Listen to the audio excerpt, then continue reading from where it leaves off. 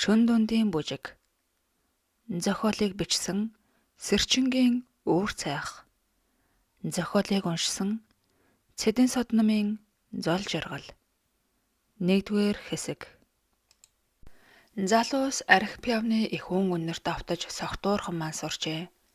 Энд тэндгүй ирэмсүүд бүжин жүжих бөгөөд бүгд нэг нэгнээ үс танихч нэгэн тойрог үүсгэн дунд иргэм насны заримдаа 50 гаруй насны хүмүүс ч мэрсэр харагдана. Нэгэн хэмээн бус дөргөө хангиных тусам бүжиглэх залуусын хүлд хий орж бараг агаарт тогтон маятай хатран бүжих бүлгөө. Энэ бол Аз твийн нэгэн улс Монголд болж буй үйл явдал. Залуусын дунд нэгэн хүн гоцрон бүжиглэх бөгөөд нүүр нь ер бусын цагаан өхмөл өнгөтөөж зориуд будаг даруулан бодож хазар дээрээ үлээлэг улаан өнгө суулгасныг сохтуу хүмүүс үл анзаарна. Гоо сайхан биеха тэгш дөрвөлжин чээж бүдүүн гой намарсан долгиотой ус тэргүүтнийг харваас охид бүсгүүчүүд ухаан алдам дурлмаар. Цэцэг энэ өдөр нөхөртөөгөө муудалцснаас болж шөнийн клубт ганц хоёр шар хайраг уусан шигээ сууж байтал нэг мэтгэдэл эрүүл ухаанаа алджээ. Тэрхүү гоцрон бүжиглэгч залуугийн хажуугаар хоёронтой эргэж бүжиглвээс залуу түүнийг таалах маягтай онцгойрон харж өөрийнхөө ширээнд суухыг гуйв. Залуу ганцаараа яваан цэцэгтэй авайдал ажгуу. Тэр залуу нэлээд том ширээг таксиг нь түлэн тэр чигээр нь худалдан авсан байхаагаад хинч ирж үл суух нь хачирхалтай. Энэ залуу өгсөн хүн байв. Олон хүмүүс түүнийг харж байгаа гэж бодож буйч яг үнэндээ 3-4 хүн л түүний өгсөн дүрсийг харж байсан гэдгийг хэлээ. Олон хоногийн өмнө гол үйж өнгөрсөн энэ хүний сүнс ийхүү очиж үзээгүй газрынхаа хавьд эргэлдэн өөрт таалагдсан бүсгүйг авч чадах бөгөөд тэр шөндөө түүнтэй суусан бүсгүй хийгээд залуу. Гэхдээ голдуу бүсгүйчүүд ямар нэгэн золгүй тохиолдлоор аваарт орж өнгөрнө. Энэ бол залуугийн шөнийн авийн олз болж байна тэр. Цэцэг залуугийн урьж авч өгсөн шар айргийг нэг амсгаагаар уугаад дөхөн суухад ер бусын анхлуун боловч нэг л таагүй үнэр сэрдэхийг шиг болов. Энэ сэрдэхийг хүнрийг залуу бүсгүй тэрхэн зур анзаарсан ч согтуугийн гайгаар хүлчүүрхэн анхлуун үнэр гэж шивнээд мөрийг нь түшин дуг хийлээ. Өхөлтөө учирсан нэрийг буур гэх сонин нэртэй залуу байлаа.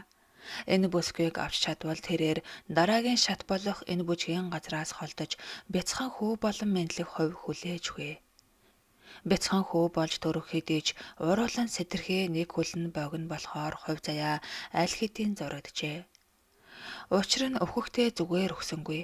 Яг нүд аних мөчөд би шөнийн клубт нэг ч орж чадсангүй залуу насаа барав гэж харамсан бодсон болгүй. Буурын энэ хүсэл сүнсийг нь түймэрдэн өөр ертөнц рүү явуулах биш, шөнийн клуб руу шидсэн аж. Тэр өхөл ойртсон хүмүүст ийхүү харагдаж бүжих хагаад дууран бүжиж буй согтуучуудын гол тойрогт сэнсрэн бүжихэд түүнийг харсан бүсгүйчүүд уулга алдан урхинд нь явж арахажээ. Баасан лам шөнийн уншлага номоо өндөрлөөд шөнийн клубын хажуугаар дандаа явж өнгөрдөг байлаа. Энэ өдөр юу ч юм түүнийг хатгаад орж жаахан бүжээд хайртаа гэж хэн нэгэн урайлгах нь аргагүй шивнэв. Баасан лам юу хийж байгаагаа үл мэдэн нэг л мэтгэд шөнийн клуб дотор лам хувцастайгаа бүжиж байв. Хүмүүс хашгиралдан ламхай гэж хүндлэнгүй хийгээд бишрэнгүй харан бүжиглэх ажээ. Нэмгэн орхимжоо хайлан хэдэнтэй бүжсэн нэг лам 100 авч үлээн байр татаад ардаас нь тунгалаг усыг гүд хийтэл залгилаад ийш тийш харвал цэцгээ сууж байх нь тэр.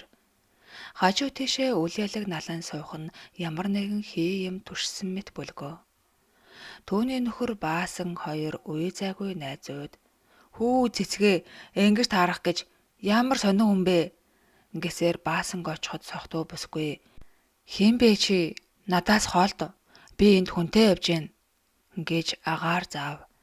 Баасан лам ирэх биш юм мэдэх хүний хуваар базарсаад уншин нүдээ ониулгаж нулимхад түүний шүлсэнд өвхөл ханхалсан буурын зэхрүүн царай жирс хийгээд сая уусан 100 грамм нь тэр чигээрээ гарч нэг л мэдхэд цэцгийг тэрвэн гудамжинд гүйж гарчээ. Нөхөр нэрээ эхнэрээ авч явж байна гэж бодсон хамгаалагч ийгээд хүмүүс юу ч хэлсэнгүй гаргасан бэлээ. Буур тэр хоёрыг зүгээр орхисонгүй. Цэцгийн оронд залуу ламыг авч явхаар араас нь даглаа. Хүү цэцгээ, хүү цэцгээ гих дуунаар сэргэж ирсэн бүсгүй Баасан ламыг самардан зайлчи танаа найз чамайг миний араас явуулсан уу? Муу сайн гайнууд гэж хэлээд чангаар орлон газарт алдууран өнөв. Цэцгээ хар залуугаараа 4 хүүхэд гаргасан билээ. Том нь 10 хүрч байхад баг нь дөнгөж 3 настай. Цэцгийг уурлаж сэхэлзэн аяг тавгаа хагаш итгэхэд нөхөр нь юу ч хэлсэнгүй баг хүүгээ тэврэн авч хагарсан шил тавгнаас холдуулж байх завсар уурандаа багтаж ядсан бүсгүй хаалга савн гарч отсон ажгуу. Уур нь гарахаар ирнэс гэж бодсон ч нөхрийн зүүн доод зовх өөзаагүй таталдан муу ёрын савин хангинан үлджээ. Залуу эр босож нэг ар засааж бурхныхоо өмнө тавиад үе зайгүй найз Баасангаа бодон ирж гэрт маань хиймэрийн сан галын дахил уншиж өгдөггүй юм байх та. Эхнэр маань ингэтлээ догширч ууралдаггүйсэндээ өгнө. Гэрт байсаар уйтах нь аргагүй. Ойрд мөнгө төгрөг муутай учир олигтойж баярлуулж чадсангүй ханиага гэж ботон хөмсгөө зангидахад 2 хөмсгөний завсар гүн зураас гарах нь нэг удаа биш байнгын гэж зангидгийг хэлээд өгөх бүлгөө.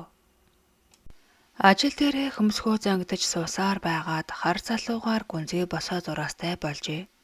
Тэрээр амьдралд нухлагдаагүй айлын эрх хүү байсаар эхнэртэйгээ сууснаас хойш ааш аяг нь олдохгүй эхнэрээ эрхлүүлж ядахтаа заримдаа ингэж хөмсгөө зангиддаг билээ. Гэвч хөөрхий эхнэр нь жаахан айртай л болохоос түүнд 4 хүүхэд төрүүлж өгсөн буянтан ажгуу. Ингэж бодсоор түүнийг газар ахуулж толгойг нь илчгсэн аж.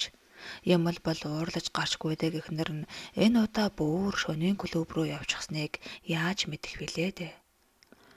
Буур суудалцсан явж буй 2 залууг атаархсан байртай харж дагахтаа. Гайгүй дээ.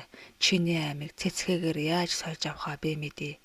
Цэцгийг хүргэж өгөхөө чи мэд гэж хөмхий 100 явлаа. Залуу лам Баасан бүсгүйг мэдэрлээ алдтал согтсныг анх удаа харж байгаа тул найзаагаа зэмлэн бодож эхнэрээ хүүхэд гаргуулахаас өөр юм мэдэхгүй хэрэггүй мал ажил төрлийг нь хийлгэж залуу сайхан насыг нь хамт олонны дунд өнгөрөөсөн бол энэ сайхан бүсгүй ингэтлээ гундаа ч үгүй ч гэж бодоод цагийн илээсэнд нүүрний арсан суларч нүдний зовх нь бууж шанхан яагаад ч үгүй хар залуугаараа ганц 2 буурал үсээр сор суусан цэцгийг өрөвдөн бодоод эргэж харав. Ламхай нүдэнд хий юм дахин харагдаж аригаас түүнийг заналтай наргагүй харчихсан дагаж явлаа. Энэ лам Баасан эрдэм нам төгс бөгөөд хий юм харах дургүй билээ. Учир нь багш нь болох гүрэмж гэгдэх нэгэн эрхэм хий юм харагдаад ирэхээр тосгүй үл тохиодог. Тиймээс хий юм харахтаа хий дүрсээ үлдээж бай хүмүн гэж хэлснийг гинэт санав. Хий дүрсээ яаж үлдээх вүлээ? Энэ талаар үтсэн юм маань хомс шүү дээ.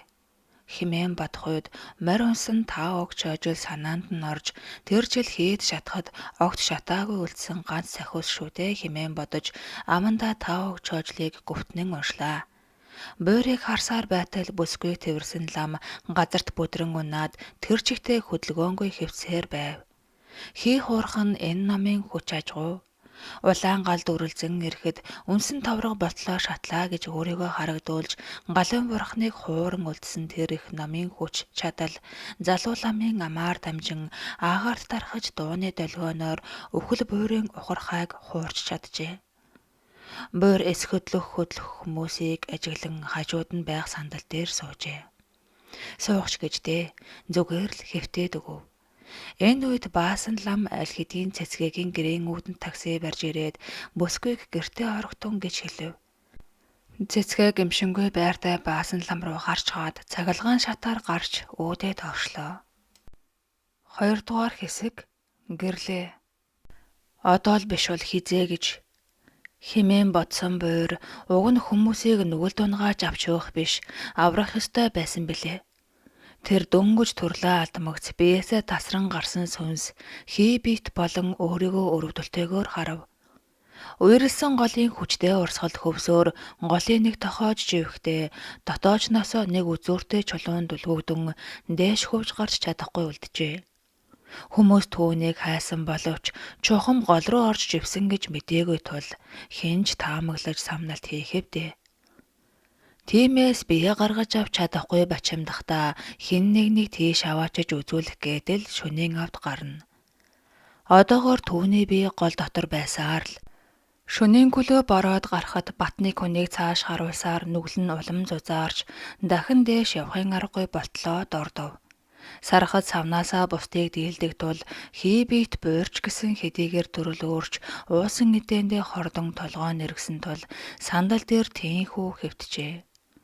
Нэг мэтгэд шөнө өнгөрч өөр хаяарч эхлэх үеэр буур сэрв. Нар тусгал юм бол түүний ангийн хугацаа дуусаж махан биеэ тэжээх үүсгүүр дуусна. Ингэснээр тохон чулуунд үлгүүдэн тогтсон бие нь ялдарч муудаад салбаран одохажгүй. Нэгэнтэл махан бие нь гэмтэж эхэлбэл буур дахиж хүм болж ис чадна. Баасан лам бүсгүй тэрсэн чихтэй газарт сөөмиж байхыг харсан буур яаран ямар хурдан шөнө өнгөрөвэ химэн үндээлөө. Тэр хоёр ч хамтдаа өнгөрсөн бололтой. Дараа шөнө ав хийхгүй амар боллоо.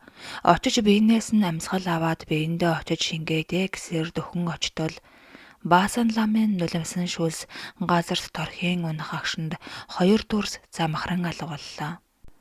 Буурийн хоосон ухархаа руу маш чангаар хатгаж хурдсандаа болоод царайн зэвхээ дааж явтал дундаа говьсаар газарт лагхийн тусахтаа нар туслаа гэж сандран одоо хаанаасаа хэнийг авах вүлээ гэж бодсоор ламын шүүлсээр нүрээрээ харуулдан унав.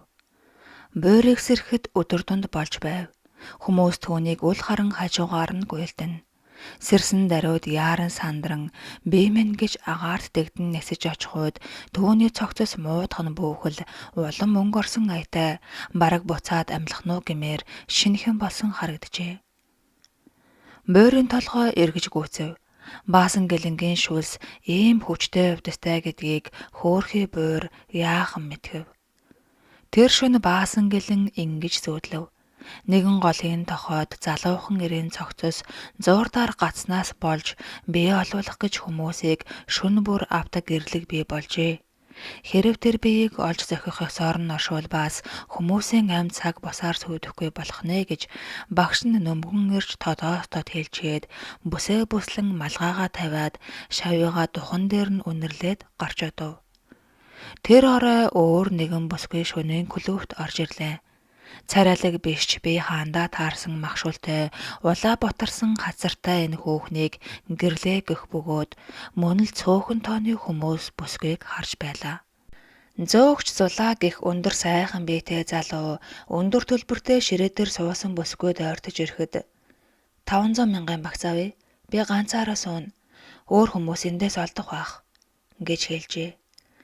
Зулаа юунд ч юм ховстуулсан аятай хэд хэдэн удаа үг хэлэх гээд чадалгүй зөвшөөрснөө дохой болгож захиалгатай гэсэн бичгийг хураан аваад багцыг авчирч бүсгүйд өглөө. Хоосон ширээ дээр баахан уухан аваасанд хажуу ширээнд сууж байх хоёр залуу шивэр авирхийн хөөхнүүд шиг ховж ярьж гайхширхаж. Удалгүй бүжгийн газар хүмүүсээр пэгдүүрч яг л урд шөнийн шиг хэсэг хэсгээр дугуйран бүжиглэж эхлэв. Гурван залуу бүжиглэж байхууд хажууд нь очсон гэрлээ дунд нь орж Латин Америк бүжгийг гайхширм гоёор уран хийхэд тэр гурвын нэг нь бүсгүйг анзаарч харчхаад "Вау" хэмээн англиар хэлээд алгаа ташин дэмжлээ. Нөгөө хоёр нь бүсгүйг үл харах тул найзыгаа хөөрч байна гэж бодоод алгаа дуурайн ташиж бүжгийн хэмнэлээ улам нэмлээ. Эхэлж бүсгүйг харсан залуу түүний энд шөнийн ав байсан ажгүй. Бүжиглэж дуусгах хавьд "Та гурав миний шүрээнд суугаач" гэж урихдаа хоёр найздаа намайг энэ бүхнэр дайлж байгаа гэж битгий хэлээрээ. Зүгээр л өөрөө авсан гिचх хэмээв. Тэр гурав гаднаас дөнгөж орж ирээд удаагүй улмаас ширээнд суугаагүй байсан тул найзыгаа тийш сууя гэхэд өнөөх хоёр амаа ангааж "Хэдийдээ ийм ширээ олоод багц захиалж хавь чийж сэргэлээ юм а" гэв. Гэрлээ ийм завсрын амьдралд ороод 3 хонжээ. Ууланд ганцаараа алхаж явтал хаднаас халтран гүн ангал руу нисэж унахтаа 2-3 мөчөр хуглан хурдаас харуулад хувцсаараа өөр нэг мөчөрт үлгүүдэн гацжээ.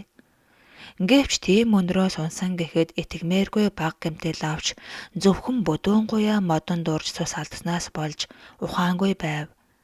Энэ хугацаанд сүнс нь биеэсээ гарч өөрийгөө авруулах гээд хоёр ч хүний ам авч уджээ. 3 дахь ан энэ залуу бүлгөө.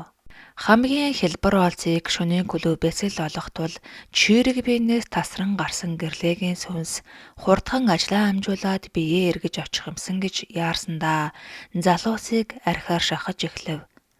Төвний оносон залуу бол цэцгийн нөхөр болох болор гэж огт бааранд ордоггүй залуу гэдгийг бид мэдхэлв. Цэцгээ тэр шин дунд гэртээ ирэхдээ гэрлээгийн хажуугаар гүйн өнгөрч цахилгаан шатанд суухад гэрлээ амжиж зэрэг суулаа. Гэрлээ үл үзэгдэх тул цэцгээ гэртээ ороход бараг давхцах шахан зүтгэж хаалгыг нь үл ялэг гацаав. Цэцгээ хаалган тэгэлсэн гараа хараан байж салгаад ор руугаа зүгэллээ.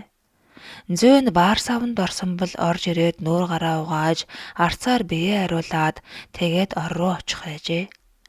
Ингээд шууд л орлуугаа очиход гэрлээ нөхөртөө нь хамт зогсож байлаа. Гайхсан цэцгээ нөхөрлөгөө давшилж намайг гарсан хойгуур юун хүүхэн тэнд байдаг юм чи гэж хашгирлаа. Болор гайхсандаа чи минь нэг согтжээ. Одоо унтаж амар гэж тайвшруулахад цэцгээ хээ юм самардан гэрлээ рүү дайрч чи яахаараа гэр орон дээрж хүний нөхөртөө сүүлэрч байдгийн гэж чарлав. Гэрлээ хүүтнээр инээж одоо чи харамлах нөхөрчгүй болно гэж хэлээд хаалгаар уусан гарах шиг санагджээ. 3 дугаар хэсэг маргаан. Чи яахаараа намайг явуулчгаа танихгүй хүүхэнтэй байдаг юм гэж үсээ зулгаахад болор бүсгүй хувцсыг тайлах гэж оролцсонч түүнийг гараараа хүчтэй түлхэж надад битгий хүр гэж уурслаа. Болрын гэдэн хөдлөв. Зүв зүгээр байж байснаа их нэртэй хараалгуулж хөгийн амтнаар дуудуулсандаа шаралгаж дуудуугүй орхиж ихнэрээ тэр чигт нь хаяад өөр өрөөнд ороод таг болжээ. Энэ үед гэрлээ түүний хажууд ирэв. Болор эс харна. Түүнийг анхааралтай харж зогсож байснаа хажуугаар нь суугаад улмаар хамт хөвтлээ. Цэцгээ нөгөө өрөөнөөс уурсан хашгирч чи тэр яхантайгаа хамт зайлахгүй юугаа хийж хүүхдээ өрөө бузарлаад байгаа юм. Гарч зайлаач гэж орилно. Ер орилдоггүй ихнэр нь ээнхүү ааш нь хувирж ирсэнд болор сэжиг авч хаалгаа сэмхэн төгжлээ. Тэр элдвийг бодов. Өдий хүртэл ихнэртэй хат үг хэлж байсангүй. Эхнэр нь хэдий ааштай гэсэн ингэтлээ муухай цамнаж байсангүй. Өнөөдөр чинь яасан муу ёрийн өдөр вэ гэж бодох үед хэн нэгэн хүн чихэнд нь цэцгээг ямар газар очсныг явж шалгахгүй юм уу? Магадгүй өөр хүнтэй болоод ирсэн биз? Хэмээн шивнэх шиг болов. Нөгөө өрөөнд цэцгээ хурхирч эхэллээ. Хурхирдаггүй эхнэр элдвийг уусандаа ихэд согтож буруу байрлалаар хэвтсэн аж. Сэмхэн очоод хажуу тийш аяархан түлхтэл чимээгүй болж намуухан амьсгалж эхлэв. Гэрлээ түүнийг дагаж ирээд цэцгээгийн цээж дээр гараа тавив. Цэцгээ их л таагүй байгаа бололтой яргалж эхлэхэд болор нөгөө өрөөнд ороод аль хэдийн унтсан байжээ. Цэцгээ хаан чимнийг ууланд ирсэн зогсно. Дээш харвал өндөр моднууд сүглээдэн байгаагаад яагаад дээш харснаа огт ойлгосонгүй. Гэнэт эмэгтэй хүний үс тэр дээрээс унжиж байхыг харагдахад цочсондоо болоод ээжээ гэж уулга алдав. Эн чинь манай өвөлжөө юу та гэд гайхширсан цэцгээ хойд талын тэмээн хадаа байна уу гэж тойрч шалгаваас яахаарахгүй бүхэн сүглийн байна гэх шиг сүртэй наргагүй харагдана. Энэ зулцхан мод ямар өндөр ургаавэ хэмээн цэцгээ гайхширн дахин дээш харвал яахаарахгүй хүний толгой байгаагаад ойролцоо нэг хар шувуу ирж суун тонгос хийн. Цэцгээ чулуу авч шидэхэд шувуу дэрхийн нисэж өөр газар очиж суулаа. Дээд талын мөргөө зохионоос хүн унсан бололтой юм а гэж бодоод модны ороо руу очих хад руу авирлаа. Бодит амьдрал дээр энэ үд шөн дунд болж байсан бөгөөд гэрлээгийн нүдийг тонших гэж байсан хар хэрээг нэгэн зүгийг ирж хатгаад өвцөндөө гуайглан нисээд явчихжээ. Харин тэр зүгийг бол зүүдэндээ цэцгээгийн авч шидсэн чулуу байсан ажгүй. Гэрлээд болор их таалагдав. Эхнэрээ огт загнахгүй чимээгүй оргиод байгаа нь цаанаа л нэг гүндөөгүй эр хүний хуух гэлтэй. Хүүхнүүд шиг их нэртэйгээ дээр доор орон хэрэлдэж байж санаа намардаг ирчүүдэд гэрлээ үнэн голоосоо дургүй юм. Төвний аваал нөхөр яг л нэг баларлуугаа адил сайхан залуу байдаг байв. Гэтэл тэр нэгэн гайт өдөр буюу одоогоос 5 хоногийн өмнө хот явна гээд гарснаас хойш 2 хоногийн дараа өөрөөр цагдаагаас залгаж танаа хүн шөнийн цэнгэний газраас гарч яваад гинэт зүрх нь хаагдсан байдалтай олдлоо гэжээ. Ингэж гэрлээ дэндүн болж ухаан нь орон гарахдаа тэр эзгүй зэлгүүд газар байдаг өндөр уул руу зориуд зорж очин авирч амьсгалаа задалж сэтгэл доторх хэр буртгаа гээ гэж бодсон юм санж. Харин гэрлээгээ нөхрийг авч утсан хүн бол махан бие арайхийн тогтоож буй буур билээ. Гэрлээ хэрв халтарч гიშгээгүй бол энд юугаа ч хийж болрын гэрт сүнсэн нэрж хорогдох вэ дээ. Тэр ийхүү гашуудан бодож намайг хүмүүс нэгэн толгоос өнгөрсөн. Өвөл болоход айлууд нүүж ирээд мэдэх юм байна гэж тааварлан яаж махан бие хэдэн хоногч болтугай амьд байлгах билээ гэж бодсоор буй ажгүй. Нэгэнт ажлаа бүтээсэн тул гэрлээ ээлжид хохирогчийг өөр товлсон газраас олоод харин болрыг дараа шөнө авч явахаар төлөвлөн хий биеэрээ цонх тусан нисэж одлоо. Ингэж гэрлээ болор болон төвний 2 найзтай шөнийн цэнгэний газар зориуд таарсан аж. 4-р хэсэг бүгдийн учир. Цэцгээ хадруу авирч модонд үлгэгцэн бүсгүйг хараад таг хурчв. Төвний царай наранд борлсон ч гэсэн өчигдөр нөхрийнх нь хажууд зогсож байсан бүсгүй мөн болохыг таниад амаа ангаан юу хэлэхээ үл мэдэн гацжээ. Арай ингэхэд би гэж бодмогц гэрлээ төвний цээснээс гараа авч цонх зүсэн нисэж одсон нь тэр билээ. Гэрлээ гараа аваад цонх шаржиг нуулан одсны дараа гэж муухай орлон сэрсэн цэцгээ болрыг туутахад тэрээр ухаангүй унтаж байсан учраас юу ч сонссонгүй. Зөөдөн дундаа гэрлээтэй болцоод завгүй байсан аж. Гэрлээ түүнийг дагуулan нэгэн ер бусын гой цохой хаттай газар авчираад мөргөө өндөр цэг дээрээс түүнийг түлхэж орхив. Гэж муухай орилсон болрыг сэрхэд цэцгээ түүний хажууд ирж суугаад гарыг нь илж байлаа. Ийм учраас ямар нэгэн ер бусын зүйл болсон гэж ойлгоод өглөө эртлэн баасан руу очив. Баасан тэр өглөө 30 хоногийн нямп хийхээр нутаг руугаа явсан гэдэг хариу сонсов. Тийм болохоор гэр рүүгээ харж явах замдаа багын 2 найзтайгаа таарчээ. Өчигдөр цэцгээг орж ирснээс хойш сэтгэл нь тавгуйтан нэг л тогтургүй болсныг болор яахан мэдэх вүлээ дээ. Гэвч энэ бүхэн өөрийнхөө махан биеийг аврах гэсэн гэрлээгийн явуулга гэдгийг тэд яаж мэдхэв? Ингэж тэр 3 дахь хорон шөнийн цэнгэний газарт гэрлээгийн ширээнд урагдан уурж сугаан тэр. Уудаггүй болохоор 3 татаадал цаашаага өөрөө гулсаж ороод байв. 2 найз нь болрыг уудаггүйг мэдэх тул ингэж шунаглан татаж эхлэхэд зогсоох санаатай зориуд баг багаар хийж өгвөл болор уурлаж миний авсан эмийг надаас хармаллаа та нар хэмээн дахин нэхэж байв. Нэг өдрийн гэр бүлийн явдал ийхүү 2 өдөр дараалан энэ цэнгэний газраар дамжиж хөл халтрах зам руу аажмаар шилжлээ. Уг нь гэрлээ их сайн бүсгүй. Тэр хизээж ийм болно гэж бодож байсангүй. Ард үлдэх 3 сайхан үрдээ сэтгэл нь хорогдсон учраас тэр өндөр уулын ороогоос унахтаа л өөхөхгүй юм шүү гэж бат шийджээ. Харин сүнс нь орж гарan байхдаа чухам хэн ирж аврахул гэсэн байртай нөхрийг нь авч утсан тэр газраар эрен хэсэн тэнүүчилж явсаар. Бүжгийн оргилаа эхэллээ. Буур орж ирэхдээ л хараанд нь уртсан бүсгүйг ширцээр суув. Тэр бүсгүй бол гэрлээ байсан агаад 3 залуу тойрволон суулгаад дайлж өгч байлаа. Энэ бүсгүйг өнөөдөр авч явъя да хэмээн бүжгийн талбай руу гарч ирэхийг хүлээн оргил айны хэмнэлээр хүмүүсийн голд Латин Америк бүжгийг ёстой үдсэн хүний сэтгэлийг баясгам сайхан бүжиглэж эхлэв. Энэ тоглолтоо 30-аас дээш насны 50 эргэм гээдэл дундаж насныхан байдаг атал ганцхан энэ залуу л өргөлжид мөнхийн 25 шиг цэмцгэр залуухан харагдана. Энд байгаа хүүхнүүдээс 3-4 хүн л түүнийг харж байхад бусд нь зүгээр л бүжгийн хэмнэлийг даган баясаж буй ажгүй.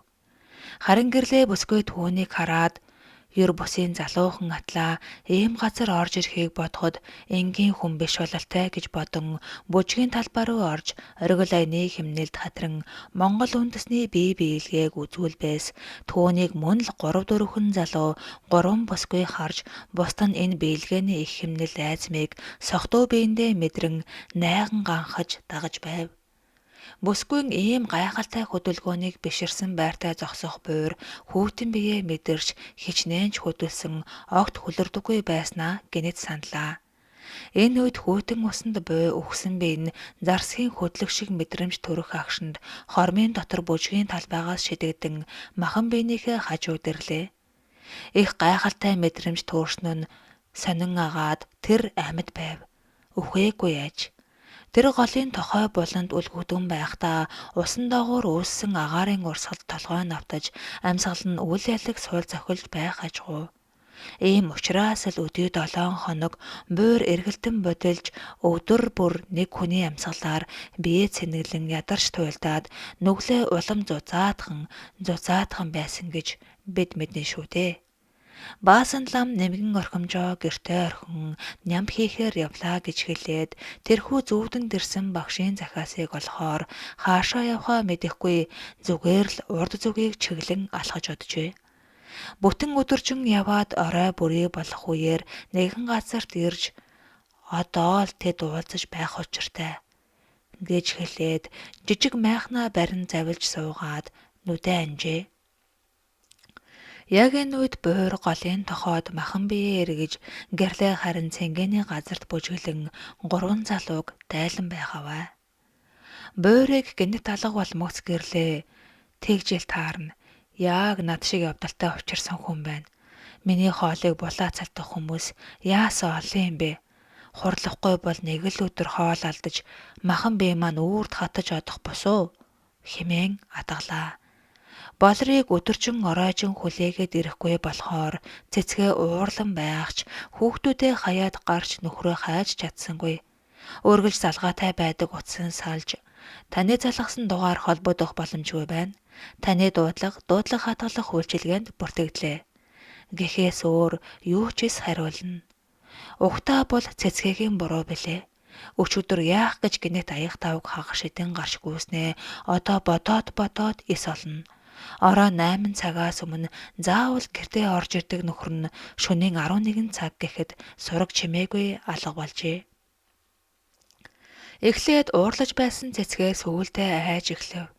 Яагаад ч юм болор хизээч ирэхгүй юм шиг санагдахад сэтгэл нь харанхуй эргэж цагдаагийн газар руу залгаж хэлсэн ч зохих хэдэн мэдээлэл асууснаа эргэж холбогдъё гэжээ. Хэсэг хугацааны дараа утас нь холбогдохыг хүлээ. 2 залуутай нийлээд явж байсныг ажлын газрын хүн нь харсан байна гэсэн хариу өгчээ. Цэцгээгийн сэтгэл үл ялэг амарсан ч тав үйцэн хэвээр нойрон эс хүрнэ.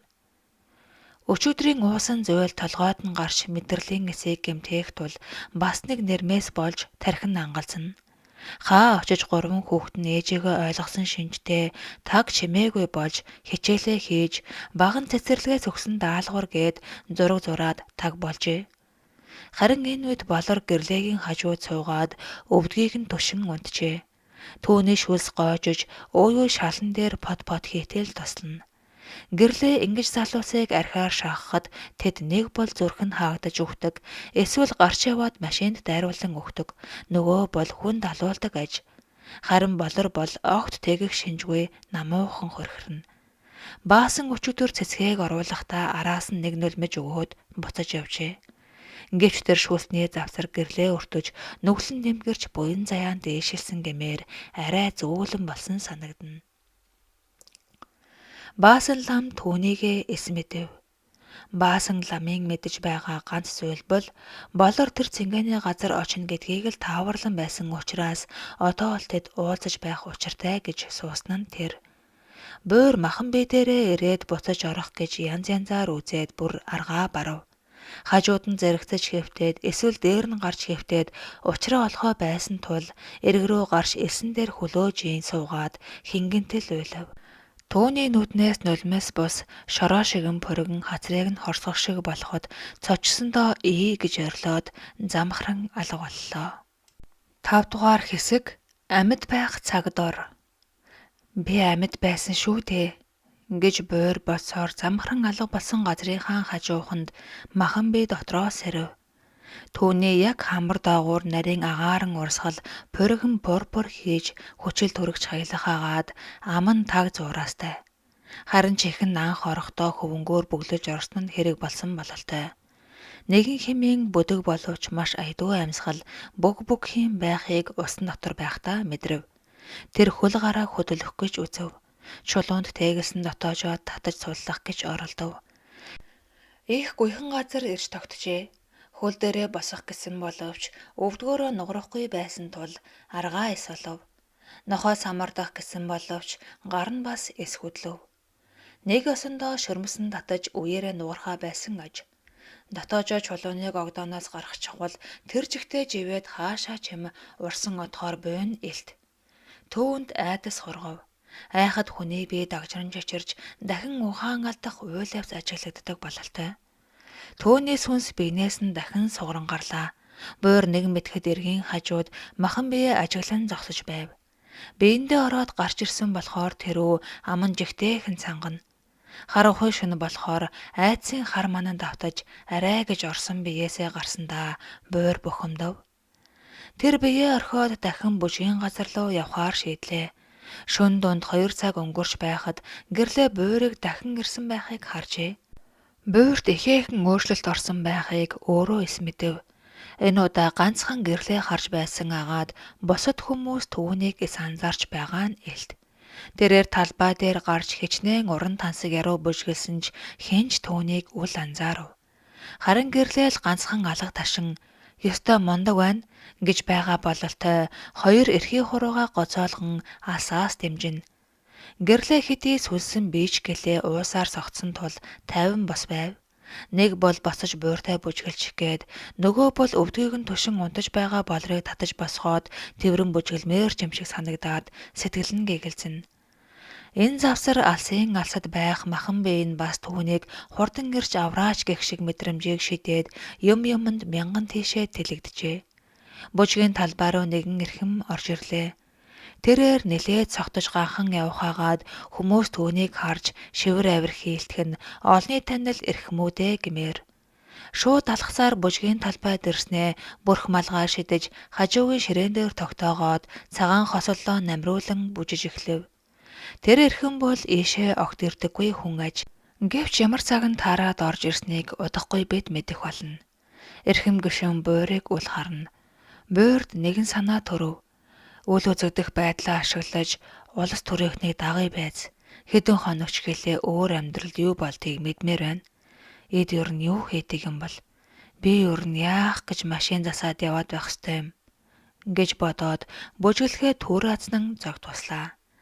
Эрхэм гишүүн мөнгөтэй бололтой шөнийн цэнгэний газрынхан түүнд зориулж маш том ширээ бэлдэж хажуугаар нь хаалт тавьжээ.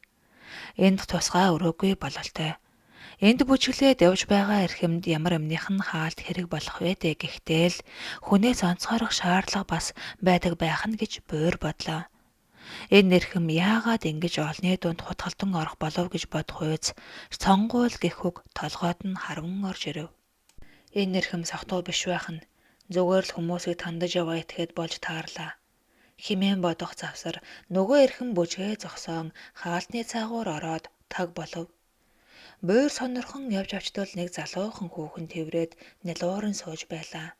Тэр огт уугаагүй эвэрүүл байхаагаад урдаа үнтэй вискиний савнд өнгөт ундаа хийж тавиад залглан байх нь хайлтгаарсан сохтуу хүмүүст бол учиргүй ууж суугаа архичин лугаа харагдана. Хаалтны хажуугаар булчин шөрмөс болсон 3 залуу эргэлдэн хүмүүсийг үл ойртуулна. Эрхэм гишүүн бараг 60 хүрч байгаа болов гэмээр байхад тэрвэрч байгаа хүүхэн нь түүний ач зээтэй ижил 18 хүрсэн болов гэмээр годгор охин харагдана. Буурын уур гинэт хөрөв. Тэр жил буюу одоогоос 13 жилийн өмнө нэгэн охинтой арай ядан үерхэж билээ. Тэр охин дуугүй номой гэмээрч заримдаа мөнгнөөс нүдэ ухаад өкөөс буцхааргүй байрын сонин зан гаргаж түүнийг үе бухимдуулна. Буур машин засаж оюутан охинд хангалттай хүрэлцэхээр мөнгө олдог тул хэрэгцээтэй зүйлийг нь авч өгч чадна. Авах тусмаа улам их хэрэгцээ үүсгдэг тэр даруухан охин буйрын олдог мөнгөний хүчинд их сургуультай их л ганган хээнцэр явдаг болов. Аав ээж нь малчин гэхэд яаж ийм хүмүүжил олсон юм гэмээр сонин зан чанар гаргахад чи малчин айлын хүүхэд байж заавал дээдсүүдийг дуурах хэрэг юун? Бидэнтэйгээ ижил энгийн даруй амьдарч болдоггүй юм уу? Гэж хэдэнтэй хэлж үзээд үг авахгүй болохоор нь дураар нь тавьжээ. Тэр орой буур машин засаад гэртээ оройтож ирэв. Ихэвчлэн гэртээ төрүүлж ирээд хоол цайгаа хийж байтал намин орж ирдэг байсан. Гэтэл энэ удаа төрүүлж ирээд хоол цай хийсэн байх гэж өлсөн хотоодоо хоржигнуулан алхаад орж явтал нэгэн харж ив машин дотор эрэгтэй эмэгтэй хоёр хүн бүртсхийх шиг болов. Эрэгтэй аав нь болов уу гэмээр эмэгтэй харин цаашаа харчгаад нуруугаа буур руу харуулсан тул царай нь эс харагдана. Гэвч би энэ яа харахгүй залуу охин болох нь илт. Гэтэл эрэгтэй түүнийг тэврэн согтуурхах хаагаад машинаа тэдний хажууд байдаг хашааны хөнгөө буланд байршуулсан байлаа. Буурын сониуч сан хөдөлж юу хүмүүс манай энэ дэрж зогсоод юу хийж байдаг вүлээ гэж бодон гитэж ойртох гэтэл өдөржин ажилласан гар нь бадаарч өвдөөд хөлн бас нугарчих гээд болж өгсөнгүй. Урд урдынхаас илүү ачаалалтай ажилласан тул буур бушуухан гэртээ харж номингийн хийсэн хоол цай гэдэж ууй гээд ирэхтэл машины дотор гэрэл асах шиг болж нүдэнд гэлсхийв. Тэр гэрлийн гэлбанд цааш харж байсан охин эргэж харан гэрлээ унтраагач гэж байгаа бололтой дээш гараа явуулан юм хайв. Их л таньдаг царай нүдний буланд хальт харагдаад одов. Номин цээжээ хагас нөцгөлөн тэр хөгшин гэрийн өвөр дээр сууж байх нь тэр. Буурын нүдийг нулимс бөрхөж дуу эс гарав. Гэрэл унтрав. Бодвол намин машины дээд талын унтраалгаа хайж олов бололтой. Буурын царай харанхуйж орчлон ертөнц хөмрөх шиг санагдлаа. Номингоор тэр 3 ах. Тэр их сургууль оролгүй ажиллаа хийж амьдралаа эхэлсэн бол намин шууд л хөзөөнөөс орж ирээд хотын амьдрал хөл тавьж их сургуульд сурчээ. Түүнийг хөгшин байна. Битгий манай ангийнханд харагдаарай гэж хэлдэг охин ингэж явна чинээ даанч сансангүй. Нэг мэтгэд буур гэртээ гүйж орсон байлаа. Урдаас нь гэрэлгүй харанхуй гэр хоосон ханхаа оргиж ямар ч хоол цайны үнэр цоргихгүй ямар уддаг юм гисэн байртай угтжээ. Тэр наминтай сууж их сургуулийг нь төгсгөөд байр авч сайхан амьдрна. Олон хүүхэдтэй болно. Бүгдийг нэг сургууль сургана гэж төлөвлөөд бүх зүйлээ түүнд зарцуулдаг байлаа. Далдуур нуун байж хураасан хэдэн цаасыг стооцвол тэр мөнгөөрөө байр авч номинг гинэт баярлуулна гэж боддогч байв. Одоо бүх зүйл оронгороо эргэж хайртай бүсгүй нь гадаа аавтай надад хөгшин хүнтэй тэврэлдэн жаргаж буй. Тэр гэж чангаар ойрлон дээр авч амаа таглан орон дээрээ уйлж суув. Эр хүний нулимс гэдэг тоймгүй байдаг аж. Дэрийг нэвт норгож биеийн чичигнэн байх аваа. Хөө минь ядрууч бай чадрууч бай зөв хүн олж ханлаарай. Муу хантай хүн насан туршдаа зовдөг. Сайн хантай хүн насан туршдаа жаргадаг. Би аавыг чинь зөв хүн учраас л суусан. Тэгэхэд тэрээр хэдэн малтай самганы ганц хүү байсан юм. Ээжтэй байнга тусалж дэмжиж авч явдаг ийм сайхан залуу эмч намайг насан туршид минь хайрлаж чадах байх гэж бодоод суусан.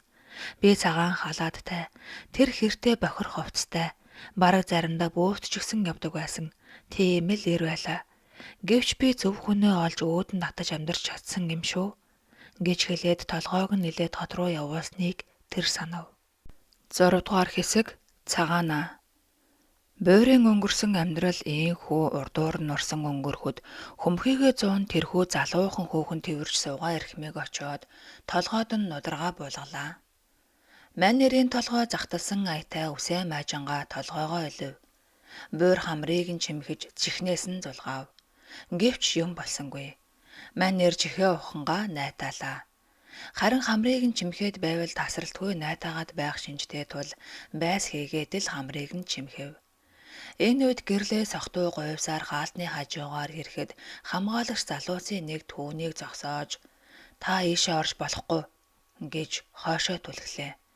Хажуудан зогсох өөр 2 залуу түүнийг үл харах тул нөгөө залуугаа шоолж "Чи чинь хий юмтай ярддаг болоо юу да" гэж тоглоом тахуу хийхэд өөрөөр нь тоглож байна гэж бодоод юм хэлсэнгүй. Гэрлээ көтөлсөөр холтголоо. Гэрлээ буйрыг оруулаад өөрийг нь оруулсангүйд шарн хөдөлж хөөш чи гэд юм авч шидэх гэтэл гар нь хий самардан эс барьж чадав. Дэмийл сарвалзуулж байснаа бүр ихээр манарч ширээрүүгээ очиж суув. Болор унтсаар. Буур хамрыг нь чимгсээр байгаа тэрхүү гişэнийг намжил гихаагаад хамар нь ийхүү тасралтгүй захтансанд гайхсандаа нойтын салбитыг авч сэвэрлэх гэж байтал хүний гар нойтын салбитгийн хажуугаар орж ирээд хамрыг нь чимгээд авах шиг харагдахад сандарсандаа муухай орлон босож тэр гэж хамгаалагч руугаа зааж сүнсэн зайлсан айтай царай нь цав цагаан болчихсон зогсож байлаа. Сүнс хэлбэрт орших биетийн дүрс нойтын салбитыг мэтэн ариутгагч бодис спирт зэргийг шингээсэн зүйлд дүрсэн нойж харагддаг аж. Намжилд эрхэлж байсан залуухан хүүхэн түүнийг хамраа ухаад байхаар нь хумсаа оролдож суугаад гэнэт орилохоор нь жигтэйхэн цочив.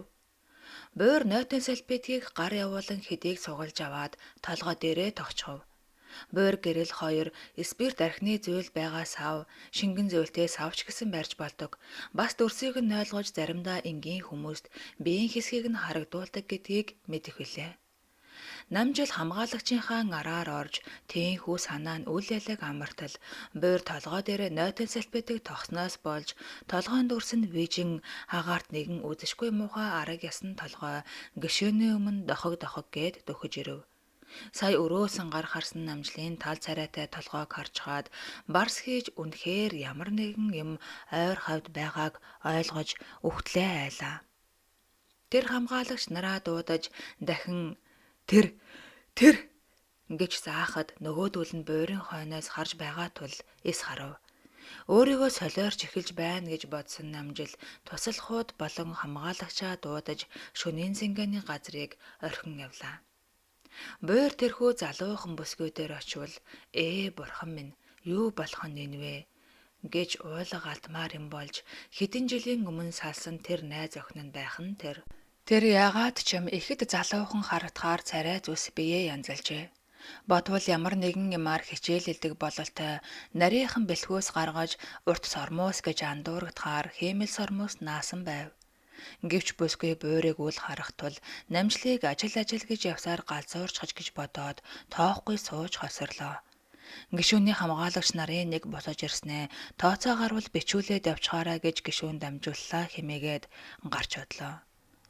Буур хэдий хаягдаж хоцорсон нэг үе үерхэж дурлаж явсан тэр оюутан охиныг ингэтлээ замаа алдаж байгааг харах харамсалтай байв. Бүсгүй сууж хоцроод нэг шил архи аван тухалжээ. Түүний хажууд сууж архинаас нь сэмсэмхийн татлаа. Энэ үед гэрлээ дахин босож түүн рүү ирж явахыг хараад буур угтан очиж чи над руу битгий яваад бай.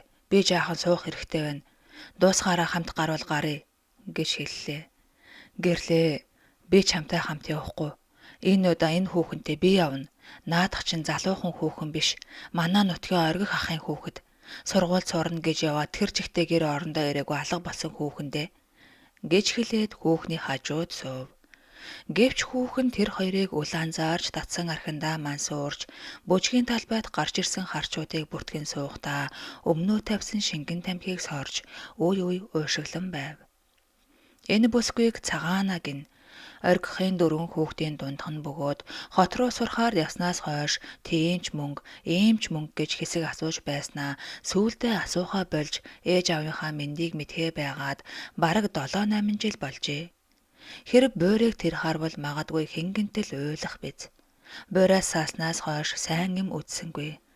Дандаа мөнгөтэй хөвшин гэрчүүдийн өвөр дамжиж амьдралын нэг хэсгийг үрж дуусаад сүүлдээ намжилтай үе уулзаж дууралдаад хагас жил болж байгаа аж.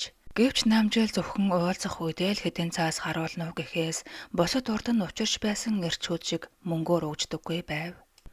Магадгүй энэ нь түүний нас явж залуу цагийн галдуул нь буурсантай холбоотой байх. Тэр буйраас болсон нэг охин хүүхэдтэй билээ. Буйрд түүнийг мэдүүлэхийг эс хүснэ.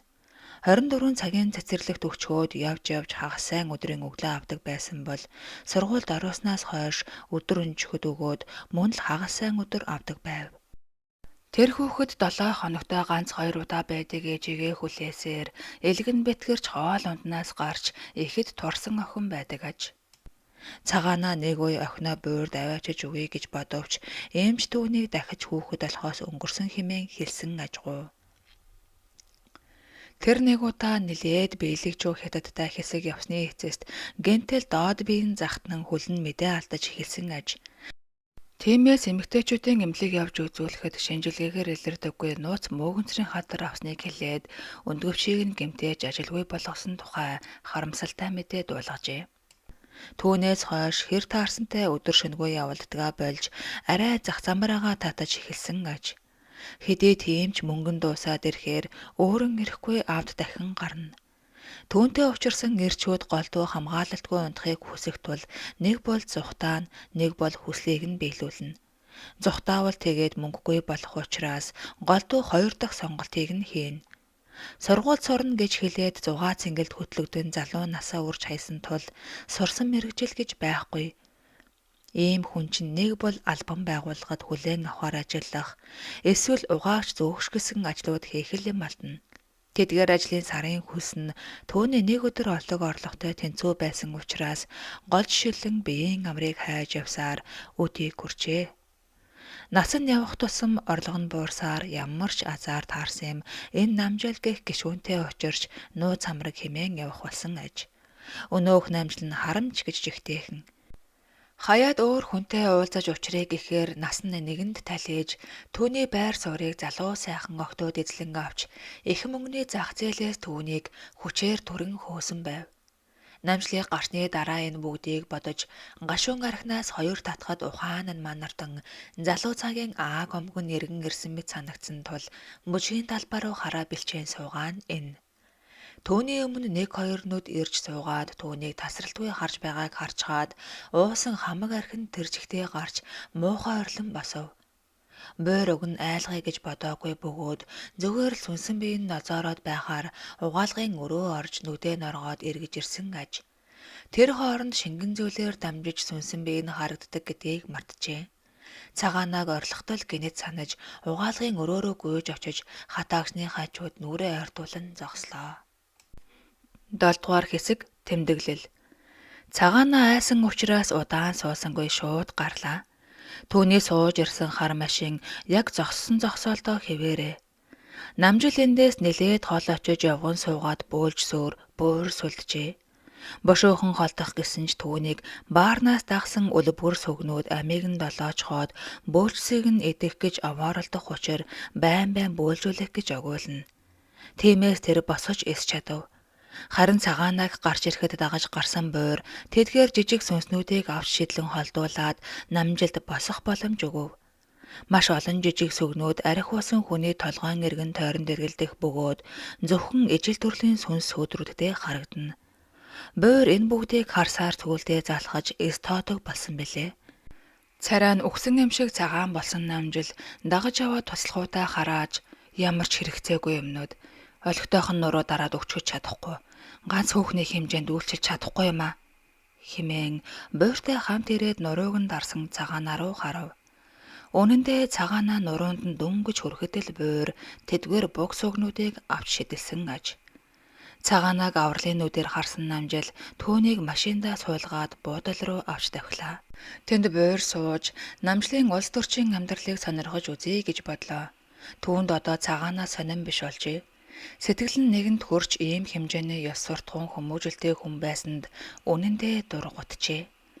Цагаанагийн нөгөө талд гэрлээ суусан ч буур түүнийг хөөж чадсангүй. Гэрлээнүүд нь бүлтгэнэн цагаанаа тусалчих юмсан гэж буурд хэлэхэд буур толгой сэгсрэв. Цагаанагийн утас дуурахад өнгийн харвал охин өрмөн гэж тэмдэглэсэн дуудлага байлаа. Цагаанаа уцаа аваад "Ээж охин минь, ээж нь ажилтай байна. Айгаагүй үсттэй. Хоолой хийж идсэн үү?" гэж асуухыг бодоход нилээд том охинтой бололтой. Буур тоолж үзвэл хамгийн ихтэй л 10 орчимтай байх ёстой доо гэж бодов. Бууртай анх танилцахдаа нэрээ хүртэл буруу хэлж, номин хэмээн чамин нэр өөртөө өгч танилцуулсан тэрээр албан ёсны гэрчилгээ дээрх нэрнээсээ ичдэг байв.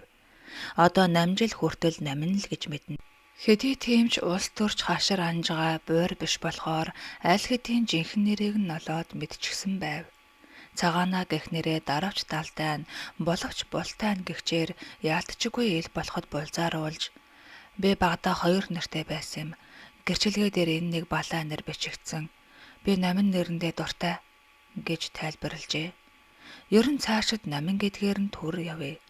Учир нь энд байгаа бүх хүмүүс л намин гэж дууддаг. Ганцхан гэрлээл цагаанаа гэж мэдхэм. Намин уцаа салгаад амандаа аавыгаа дуурайсан бүтлгүй амтаа. Буур чи нохноо аваад өсгөлцдөг болоосаа гэвч чамд өгмөөргүй байна гэж үгэлэхэд буур бүр гайхаж хоцров. Буур чи гэж буруу сонсов хэмээн өрн урагдаад одов. Гэвч намин түүнийг сонсог гэж байгаа юм шиг дахин өглөнө. Тэр ийхүү галзуу хүн шиг үгэлсээр машины ард хэвтлээ. Үнэхээр буур охиноо чи хамт өсгөлцдөг болоосаа гэж хэлсэн аж. Тэгж хэлхийг сонсоод буурын толгой дундуур зүхээр зохих шиг болоход тэртээ хол буй усанд уйсан биеийн татганаад сүнсэнд биендээ оронгууд наминд сүнс нь хорогдсондоо хий биенд бутаж гүйжирлээ. Тэд нэгэн буудалд ирсэн байв. Гэрлээ тэтэнтэй хамт орон дээр байх аж. Намжил бөөлшгөө байсан тул биеийн тайвшран унтаад өгчээ. Харин намин уйлж унжин юунд чим сэтгэл нь ихэд уймж хар дарж байгаа бололтой үй амандаа өглөн нааш цааш хөрвөөн. Түүнийг өмүүлээд байгаа хүн нь гэрлээ гэдгийг мэдэнгүүт буур гэрлээ одоо чи яв. Энд чиний байх газар алга. Эсвэл хоёулаа өхөхсэхээ үзье гэж 2 сүнс хоорондоо муудав. Гэрлээ хүйтнээрээ нээж хүүхэдтэй хөөхнөө хөөж явуулсан чичтэй. Бүсгүй чи наалтаж явхад төвшөөд авч чадахгүй байж юун олон үхтэй юм. Энэ хар сая намын уртаа сурт тэмдэглэл хөтлөө дэвтрээ хаачглаа. Чи наадхан уншаад үзтээ гэж гэлгар уутанд ус хийгээд эргүүлж буй юмаа төвөнд өгөв. Халбагыг гэлгар уутаар ороож усаар дүүргэжээ. Тийм болохоор сүнснүүд дэвтрийг төвөггүй удирдах эргүүлж чадаж байв. Тэмдэглэл хөвөрчээ. Намин нэг ядруу дүүтэй байсан аж. Түүнийг их сургуульд сурахаар ирэхэд тэр дүү нь өвдөж буурны дутагдaltaй гэсэн онш гарчээ. Буурны аппаратанд оруулахад маш их зардал гарсан тул аав ээж нь дийлэхгүй тул бараг бүх малаа зархад хүрсэн аж. Гэтэл нэг өдөр эмнэлэг дээр нэг хүн ирж сайн дураараа хүүхдийнх нь буурны аппаратын үнийг түлхөөр болж хандивын гэрээ байгуулсан байжээ. Чухам ямар хүн гэдгээ нуусан бөгөөд эмнэлгийн зүгээс хандлагчийн нэр овгийг хэлж чадахгүй гэдгийг гэрээхэнд нь дуулгасан байна. Ингээд 2 жил аппаратанд суучихвал цаашдаа ямар ч асуудалгүйгээр буурны дутагдлаас гарчихна гэсэн тул гэрийнхэн нь хамаг эд хөрөнгөөсөө салах аюулаас аврагдаж тэрхүү нууц аврагчтай залбирцгааж суудаг болжээ. Нөгөө талаар нэг охин нь хотод зах замбраагаа алдаж явдаг болсон тухай сонсоод ичиж өгөхтэй тулцгааж охиндоо хэдэн ширээн үг хэлсэн биш бүр гэртээ ирэхэ болж тэр чигтээ усанд хайсан чулуун мэд алга болжээ. Ингэж амьдрал өрнөж байв. Харин тэр гэрээ байгуулсан хүн бол оргихын өвдсөн хүүхдийн төрсөн эгч намин байсан бөгөөд эхэндээ туршлагагүйтэн мөнгө муутай байхдаа аав ээжээ шаналгаж, буурийг шаналгаж, дээр нь биеэ өнөлж олсон хэдэн цаасаараа дүүгийнхэн аппаратны төлбөрийг төлж байсан бөгөөд жаахан мөнгө олдонгууд улам гойж гоодон өөрийгөө зах зээлд борлуулах ажилд зориулдаг байлаа. Сүүлдээ тэр өөрөө хангалттай зах зээлд борлох сувгаа олсон тул аав ээжээсээ юм авахаа болжээ. Харин буурын хайр сэтгэлд зөв хариу өгч чадахгүй байгаадаа машид шаналсан намин хатуу сэтгэл гаргахаар шийдэж хоол цай огт хийж өгөхгүй гэр оронж цэвэрлэхгүй байхаар шийдэв. Тэр бүхэл түүнээс нэг мөсөн салахаар шийдэж нэгэн хөгшин өөрчлөлөгчөө дуудан зориод буурын замыг тосож гэрийн хажууд машин дотор хүлээж байсан нь тэр байлаа. Тэр сэтгэлдээ мянгантаа асгаран уйлвч буур минь чи сайн залуу. Чамд би тохирохгүй. Надаас илүү халамжтай цэвэр ариун бисгүй аваад гэр орноо арчилт ордож сайхан айл болж амьдар гэж боддог байсан тул ийхүү жүжиг бэлдэж түүнээс нэг мөсөн холджээ. Харин түүнээс салсны дараа л буураас хүүхэдээ болсноо мэдсэн бөгөөд тэр мөч хүртэл хураасан мөнгө нь дүүгийнхээ өвчний аппаратыг төлж дээр нь хүүхдээ гаргаж нэг нас хүртэл тэжээхүйц хэмжээний арай болоогүй байв. Тиймээс энэ хүүхэд яавал ч яг өвхөл өвхөг, амьдрал амьдраг, өөрийнх нь нааз мэдэг хэмээн бие үнэлэх ажлаа улам эрчимжүүлж мөнгө хурааж эхэлжээ. Харин бойроос салж хүүхэдтэй болсноо мэдсэний дараа олон үйлчлүүлэгчтэй харьцангуй нэг настай баян өвгөнтэй харьцаа тогтоож бараг эхнэр нэм шиг 6 сар амьдарч маш их мөнгө түүнээс салгаж чадсан аж. Ингээд гэдсэн томроод ирэхэд өөрөн ирэхгүй үннээ хэлж түүнээс холдох гэсэн ч тэр өвгөн зүгээр дээ. Би ойлгож байна. Хүүхдээ томорч 3 нас хүртэл чи өмнөх шигээ мөнгө аваад надад үйлчилж болноо гэж ам өгчээ. Харамсалтай нь тэр өвгөн хүүхдийг нэг настай байхад гэнэт даралт харваж нас оржээ. Ингээд номин дахин биеэ шинээр үнэлэх ажилд гарсан ажгүй. Нэг хүнтэй удаан байж дээрэс нь хүүхдээ өсгөж байгаа тул эхэндээ шинэ үйлчлүүлэгчид биеэ үнэлж мөнгө олох гэхэд маш хэцүү санагдаж байсан ч гэсэн нэгт дүүгээ бодож, хоёрт гэвэл амжиргаан тасралтгүй унахаар харагдаж байв. Гуравт энгийн ажил хийх гэхээр авч байгаа цайлн нь бараг одоо олж байгаагаас 100 дахин бага орлого олохоор байв. Ингээд хуучин зам руугаа хүссэн хүсээгүй халтарч оржээ. Энэ мөчөөс эхлэн номингийн амьдрал жинхнээсээ дампуурч уруудаж эхэлсэн аж. Урдын шиг ад завшаан түүнийг туршсангүй. Өдөр бүр шин үйлчлүүлэгч. Охиноо 24 цагийн цэцэрлэгт өгөөд ёстой шин өдөргүй хүүхэдгүй хүн шиг явв. Түүний аманд ганцхан үг байдаг нь "Буурай чи охиноо хамт өсгөлцдөг болоосай" гэдэг үг. Байн гүнийг хэлсээр сүүлдээ өөрөө мэдэлгүй согтсон үедээ амандаа өглөнө. 8 дугаар хэсэг залуусын амьдрал. Буйртай хамт суух гэрлээ түүнийг орон дээр яргалан хэвтэх номингоос харамлах аястай харна. Тэдний ард үлдсэн болор гэрлээг алга болчихсны хойно унтаж буй ширээнээсээ сэрэв.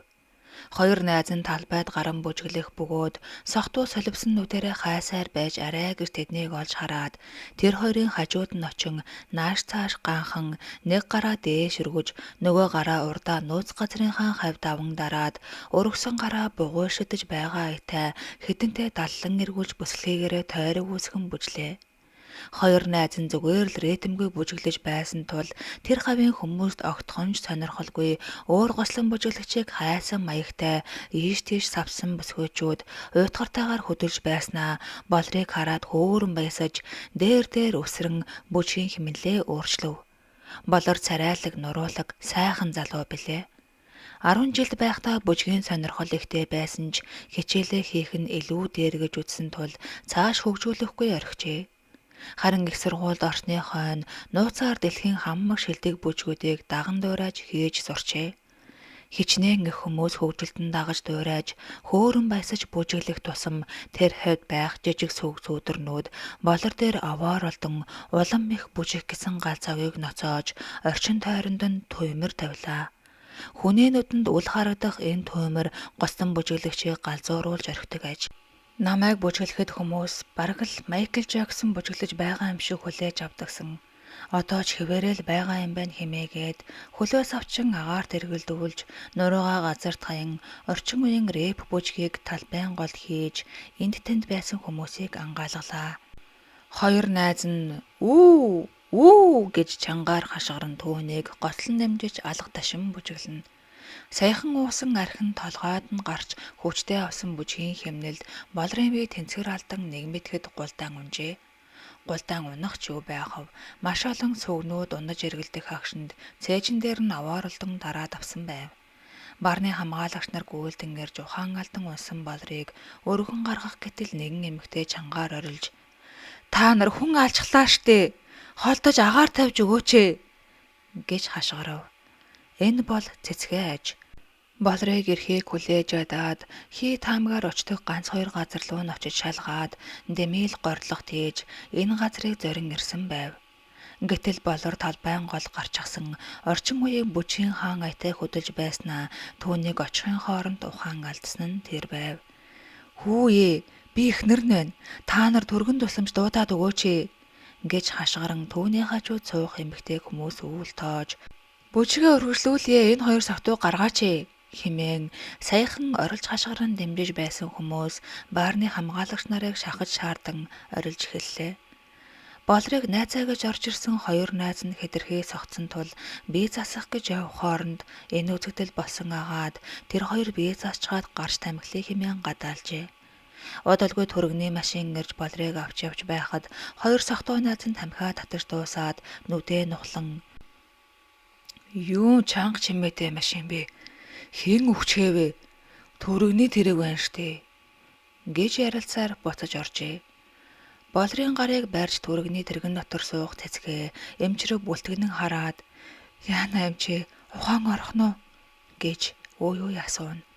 Түргэний эмч хариулахгүй агаад жолооч руугаа харж "Яваарай" гэж аяархан шивнэв. Энэ үг жолоочийн зүрхийг зүгээр хатгасан мэт болдог бүлгөө.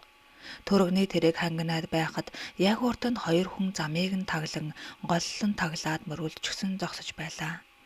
Хажуугаар нь өнгөрөх ямар ч боломжгүй. Мань хоёрыг учраа олоод холдчих гэж хэлэхээр түргэний жолоочийг буухад бараг сэвтээчгүй хоёр машин маргалдан байх нь арай дэндүү гэмээр. "Та хоёр холдоод өгөөч. Би хүнд өвчтөе ухаангүй байгаа хүн эмнэлэгт хүрэх гэж явна" гэж жолоочийг хэлэхэд нөгөө хоёр "Та аргаа олоо тойроод явчих. Бид хоёрыг хэн буруутаа нь хохирлоо барагдуулна. Тиймээс цагдаа ертөл хөдөлж чадахгүй" гэж эргүүтэв.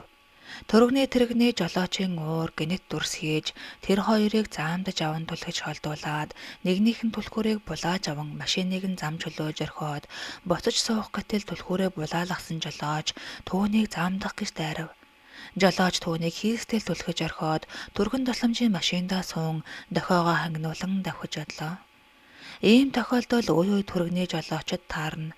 Тэр болгонд янз бүрийн арга зам хийж саадыг зайлуулах бөгөөд хэрэв хугацаа алдвал дотор байгаа хүний амнаас дээсэн дөрвөн дээрээсээ тасарч харанхуй ангал руу нисэж очно гэдгийг өөрийн зүүн савингоор мэддэг ажээ. Болрын хувьд энэ азтай хэрэг байв.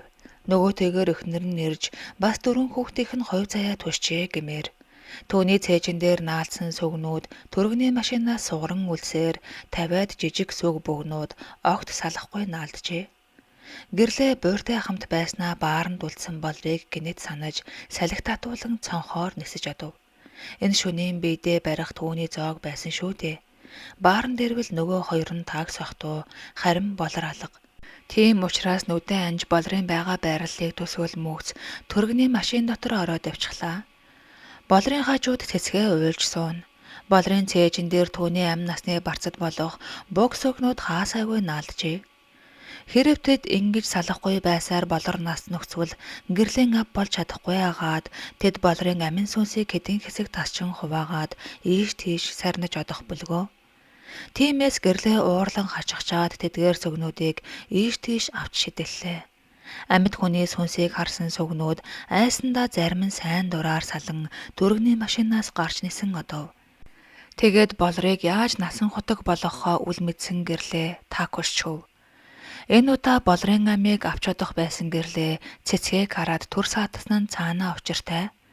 Яагаад саатснаа гэрлээ үл мэднэ. Учир нь баасан лам цэцгээд битүү хамгаалалт тавьж сүнсэн биеийг нь бүхлөөд намайг хайсан зүйлээ олж ирэх хүртэл битгий гэмтэг гэж нөгөө л нэг номынхон ам сахигчийг шүлсээрээ домнож өгөөд гарсан ажгуу. Харанхуй шөнөөр бидрэн тэрхүү буур гэгчийн биеийг хайх баасан лам маш хол явжээ. Зүүд зөнгөөр баримжаа авах учир үе сууж зөөрмөглөн заасан зүгийг чиглэн алхана. Шүнжин явсандаа болоод үүр цай хуяар завлан суусан чихтэй нам унтчихсан байв. Яг энэ үеэр болор ухаан алдаж эмнэлэг рүү хөргөгдөж явжээ. Биен дээрээс нь буг чөтгөрүүдийг авч хаяхад гүнзгий амьсгаа аван уртаар санаа алдаад өндгийж ирсэн болрыг хараад эмч ухаан алдатлаа баярлаж "Ашгүй минь, таныг бараг л бурхны оронд явчихлаа гэж айлаа штэ. Ямар юмаа хийж ухаан алдатлаа архиудаг байна. Ийм сайхан залуу чинь" гэж хэлээд эхнэр рүү нь харлаа.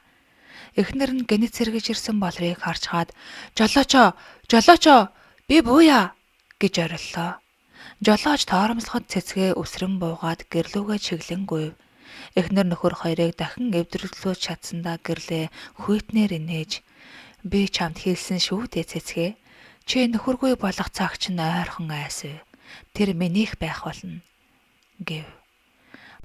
Болрыг гүндийн цэцгээгийн араас буух гэхэд эмч цээжин дээр нь дарж толгой зүсрэн Үгүй таныг бол болохгүй шүү.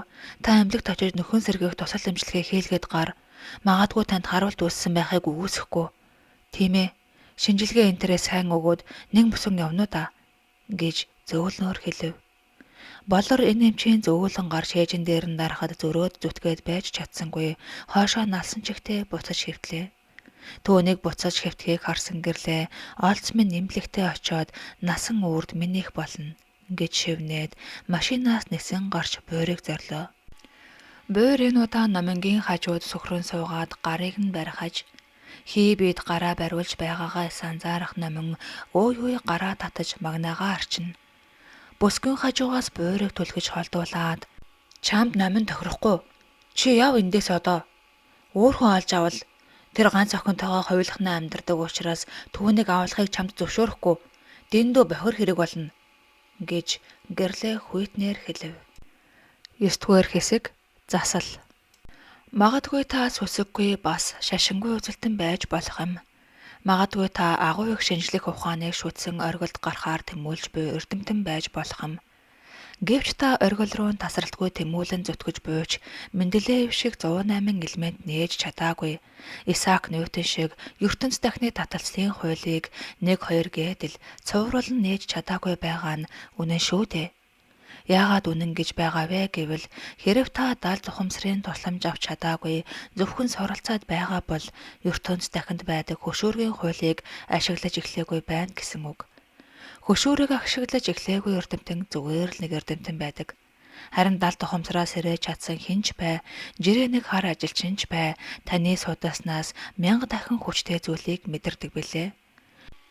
Үүнийг хөшүүргийн хууль гэдэг. Тэгвэл баасан лам хөшүүргийн хуулийг чадмаг ашиглаж сурсан учраас цэцгээд тусалж, цаашлаад буйрд туслахаар харанхуй шөнөөр бидрэн отсон бүлгөө. Хүн харахад зүгээр нэг шар орхимж нөмөрсөн сүсэггүй хүмүүсийн хэлдгээр шарах увалз ийхүү бусдын төлөө явааг нь харвал өөрийн ирэхгүй хүндлэх мэдрэмж надад бол төрнө. Уг нь баасан лам үдээд гэртээ унтаад өглөө босож тааваараа алхан хийд дээрээ очиж бурхны номоо айлдан уншиж суух байлаа. Гэвч тэр ер бусын мэдрэмж өндөр эгэл бус хуврагажээ. Буйр, цэцгээ, гэрлээ болор, намжил номин гээд нунжиралсан ертөнцийн эгэл боргил өдрүүд урсан өнгөрсөөр 3 өдөр болжээ. Энэ хугацаанд баасан лам завлин суусан чихтэй 3 өдөр унтсан юм шиг суув. Уг нь бол үүнийг бинээсээ тасран ангуурчлах гэдэг л дээ. Төөний хажууд элдв бусын амтад явахч нэгэн ч халтсангүй. Залуу ламын сүнс бинээсээ салж, буйрын махан биеэр нэгэнтээ ирж иргэлдээд дотны найзад нь учирч буй гай зовлонгийн үүсгэр болсон өөр нэгэн эмбитийг ч гэсэн олж илрүүлж чадав. Тэр эмбит бас л хагас өхлүүд байдалтай модон дээр үлгөгдөн үлдсэн гэрлээгийн махан бие байв. Залуу лам хэртхийн зочиж 3 дахь өдрөө сэрлээ. Өдөр дунд болж нар хүчтэй эн шарж биеийг нь түлжээ. Түүнийг ийхүү таг гацсан байдалтай модтой улын бил суухад үлэн чон үлэмгэр баавга тэргүүтэн хэдэнтэй эргэн агнахыг оролцсон ч баасан хуваргын орчиндөө үүсгэсэн хүчрхэг агаарын хамгаалалтыг нь нэвтэрч чадалгүй горинхлон холдож оцсоор байв. Энэхүү шарын хуваргыг сайн богнууд овооролдон дагаж явах бөгөөд төрлөө сайжруулах санаатай бясалгал үлдэн гүн амгаланд оршиход ирсэн араатнуудыг өөр өөртөө аргаар тасарч авчин холдогдог аж ахуй. Гүн амгалангаас босож ирсэн баасан урдаа яганд хийж тавьсан богс өгнүүдийг хооллох сүрэл шүүдрийн ус тэргүүтнийг ихэд дундарсанд. За та бүхэндээ баярлалаа. Төрлөө хэдэн түвшин нэмж сайжруулаарай. Өвчөөхөн хуварга миний туустын баг юм да. Хүртдүгэ хэмээн хагас дундарсан мөнгөн аяхтай усыг дээшээ залав. Энэ үед түүнийг голлон хамгаалж байсан 5 бог уралдан хүртээд төрөл нь 10 дахин сайжирч гуяа алгадан нисэж одлоо. Тэд эрхэм хуваргын аршааныг хүртээд маш ятуу хүмүүн заяанд төрөх эрх авчээ. Өөрөөр хэлбэл богнууд хөшөөргийн хууль хэрэгэлсэн аж. Харин 3 дахь тойрогт хамгаалж байсан богнууд юу ч хүртэж чадсангүй дэмэл ам хамраа 7 үлджээ. Гэхдээ хойсонгүй нь мэдээж нохойн төрлийг олсондоо тэд чамалсангүй. Баасан лам тэдгээр хорин богод хандаж энэ хоёр хүнийг буцаан амьдруулахад та нар хүчин зүтгэвэл нэжгээд төрөл өсөж дундаж амьдралтай хүний заяа хишгийг та нар хүртэх буйзаа гэж айлджээ. Баасан ламыг юр бус гэдгийг төв гандангийн тэргүүн хамт мэдэх учир түүнд хаяа нууцаар бараалхаж эрхэм хувраг танаас нэг адис авъя гэж ирдэгт энэ хувраг учиргүй чинь.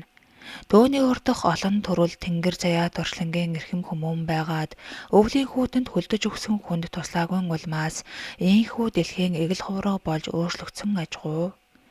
Бойрын байрлалыг олж тогтоосон баасан лам уулнаасаа бууж хамгийн ойр харагдах зам руу очиж машинд гар өргөн суув. Ламыг авсан том жипний эзэн ихэд дээрлэхэнгүй харж "За эрхэм хувраг, хаанаас хаашаа морилж явна. Та надаар зорчсон төлбөрөө төлж чадах юм байгаа үсттэй" гэж ширүүхэн хараад асуув. Хувраг толгой дохин "Таныг эрх ослооч нь хамгаалж төлбөрөө төлье дөө. Болох уу?" гэж тоогошин сэнжгүй хариулав. Жипний жолооч ууранд хөрөв бололтой гэнэт торомслон зогсоод "Гарч зайл" гэж хараав. Лам юм хэлсэнгүй амандаа залбираад буув. Том тэрэгний жолооч нэг муу хувалцад доромжлуул тавлуулсандаа ууранд хүрч хаа заван хурдаа нэмлээ. Туслах замаас шилжин төв зам руу ордгийн даваан дээр ачааны тэрэг чихт өчрөм дохой хангинуулсаар жипний жолоочийг ирж мөргөн хэвгий газар руу өнхрүүллээ. Тэр үед буур сэргээд ирэв. Усан дотор сэргсэн махан бие нь хоосон оргиж, сүнсэн биеэ өгөөлөхөд шөнийн зочноо товлон агнахаар явсан хий бие нь цахилгаан захих лугаа ирж махан биедээ шингэлээ. Буур зовлонгоос ангиж ирж уснаас хүндийн босоод эргэрөө очиж суув. Чухам яагаад энд сууж байгаагаа үл мэдэх буур уртаар санаа алдаад хоошоо хэвтэн унтаад өгвөө. Буурын хувьд үнэхээр азтай хэрэг байв. Тэр усанд ууж хагас өгсөн ч ингэж эгэл хүний амьдралд буцаж хөл тавьжээ. Баасан хувраг эхний хүнээ амьдралд буцааж томилоод алс хол газар руу очиж гэрлээг аврахаар бие бэлдэж эхлэв. Тэр үед буур гэнэт алга болж гэрлээ номон намжил 3 үлджээ.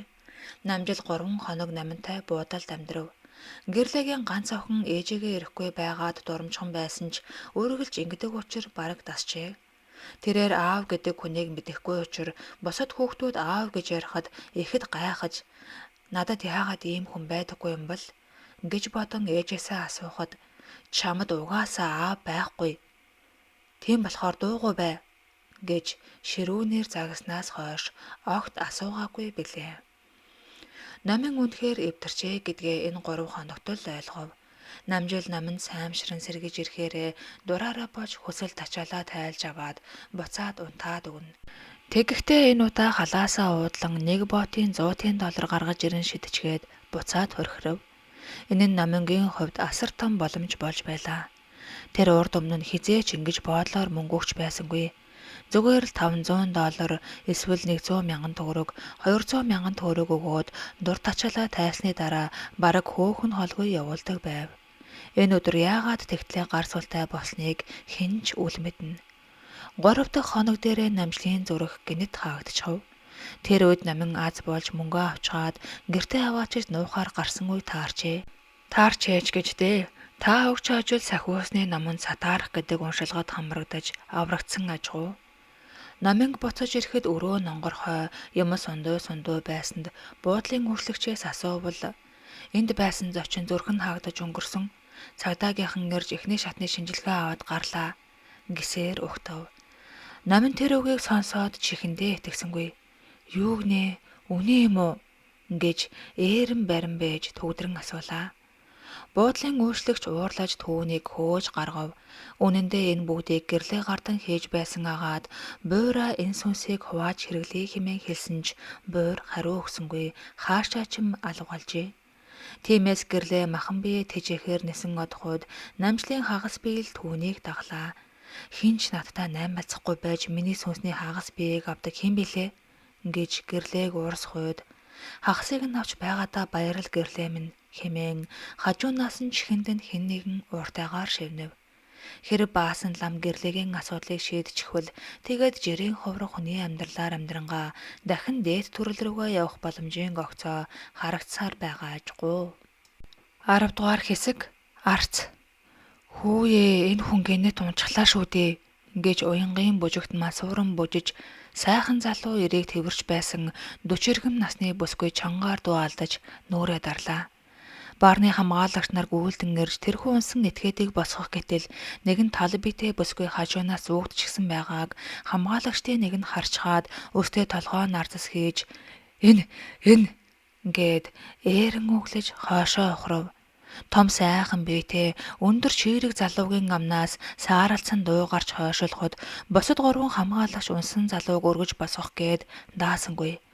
Учир нь нөгөө тал биетэй бүсгүй дээр нь дараад хажуугаар нь үе төмөн богнууд эргэлдэн аваарч шинэхэн сэг дээр аваарч байгаа шувуунууд айтай байсан аж. Гэрлээ олсныхоо хагсыг алдсандаа уурсан шууд ийшээ чиглэн иржээ.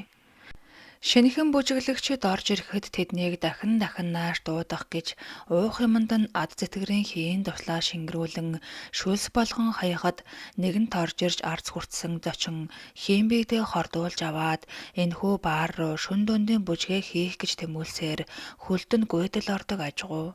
Нэгэнт хөлдөнд гүйдэл орсон залуус тэр нэгэн цагт эдгээр ад зэтгэрийн хорлыг ууж хүртсэн тул бие хийгээд сүнсэн аажмаар дороодсоор хамгийн сүүлд ийхүү махан биеэ алдаж сүнсээ чөтгөрт өгнө. Хэрэв зуурдаар өнгөрөгчийг алтан хайрцгийг нь зөв зурж нээж чадвал цаг бүсгийн хорлолд өртөж чөтгөрийн цаламд оржээ гэж буух нь магад үнэн билээ.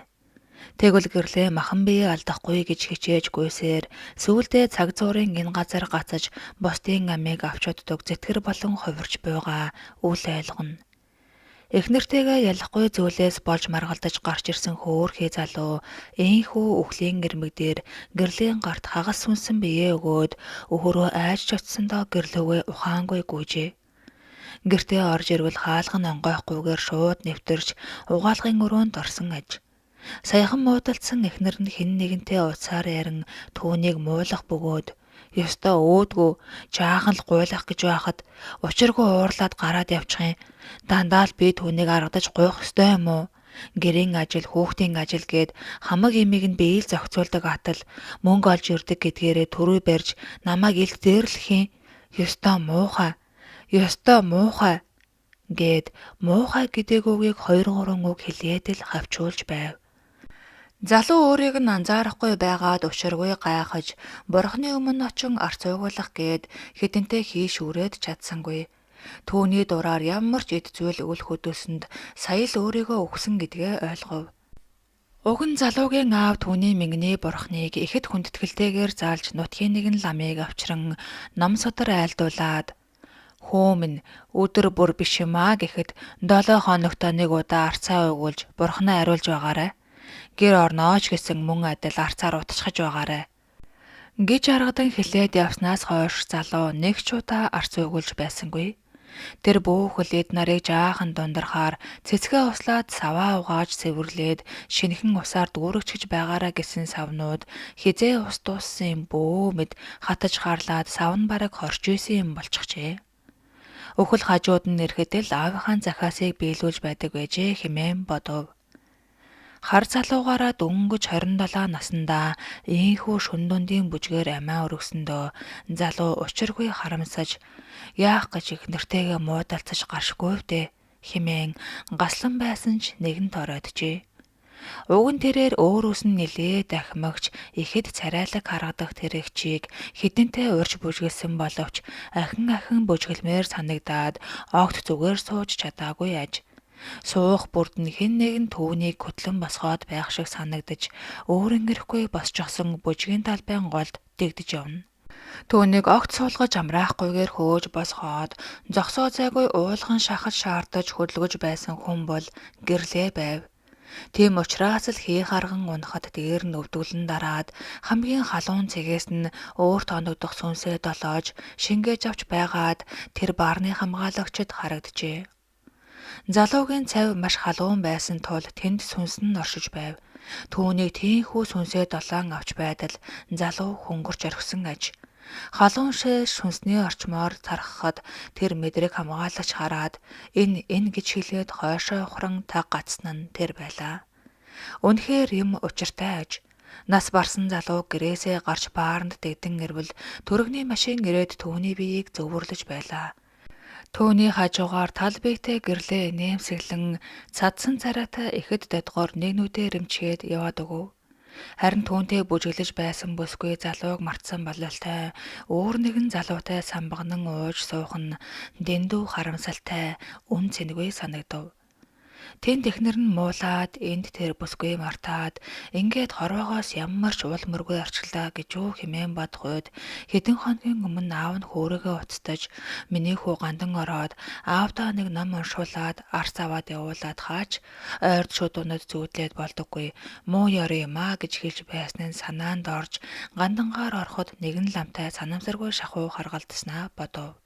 Нөгөө лам түүнийг харж байснаа юм хэлэх гэснөө та гэсээр ойртож иржээ. Тэр бол баасан лам байсан аж. Баасан лам залуугийн галгүй болсон нүдийг харж хаад ямар сайхан бие хаатай өндөр залуу вэ? Энэ хүний нүд яахаараа ингэж цогн унтардаг вүлээ? Химээн бодоод зариуд яриа өдөж санаандгүй мэтээр асуусан нь тэр байв. Залуу аавынхаа захиасыг тэр ламд хийлж хаана ном уншуулж хаанаас арц авч болох вэ? Хөдөө байдаг малчин аав руугаа явуулах гэд химэн төгдрөн байж баасанд хэлжээ. Баасан түүнийг дагуулan өөрийнхөө суудаг номын өргөөнд оруулаад "Дүү минь, аавын чинь асуудал биш байна. Харин хэргийн эзэн чи учраас чи өөлийн үрээрэн дэржээ." Гэхэд залуу гинэт уурлан босоход баасан лам айдуухан дуугарч "Дүү минь, ямар та чи нарцыг аавдаа явуулчгаарай. Бацын наршаанаар нугаа гэж хэлээрэй" гэж цаасанд боосон отхон тэнгэрийн уршлагтай арц савтай аршаан 2 сар байв. Залуу ир ингэж гинэт огцом ууралдаг зантай аж. Түүнийг инхүү номооч уншуулахгүй ухас хийн гарахад баасан лам араас нь сэм нулимайд авав. Ховиргын шүүс залуу ирийн гутлын өсгөөд очиж тусаад гарч явхад шороонд дарагдан хатжээ. Залуу нөгөө орцыг авч аав руугаа дайж явуулж хаад "Түүч орт. Аав хэлээгүй бол энэ заваан газарт ирэхгүй байлаа. Ямар ч юм хийж ийм тангад ном уншиж цагийг үрж суудаг хүмүүсвдээ. Өө тийм. Нэрээ аав гарыг нь цайлгаарай гэсэн штэ. За. Энэгээр шууд нь дайж явуулъя. Үлдснээр нь хүүхэддээ сүү авч өгье байз" гээд алхаж одсон ажгуу. Энэ бүгд залуу ирийн санаанд гинэт хөврөн орж ирэхэд яагаад тийм үйлдэл хийсэнтэй ихэд харамсав. Тэр үед шөндөлөөр шуудангийн хүн залуугийн аавын гэрт иржээ. Хүүтэй нэнийг дайвар болгож шуудангаар явуулжээ. Тэгээд хүргэх замдаа эднийхээрч нэг, тэднийхээрч нэг ороод очихлоо гэсээр бяцхан боодолтой юм өгчхөөд "За ах минь, ахад олон айлаар орох ёстой. Газар хол, очих дайвар их. Цай амсаад бушуухан мордох минь" гэв. Залуугийн аав арцыг авсан даруй задлан ихэд сүсгтэйгээр уугуулan энийг өгч явуулсан ламтан ямар ном уншсан бол доо хэмээн бодож аршаанаар нь биеэ ариулжээ.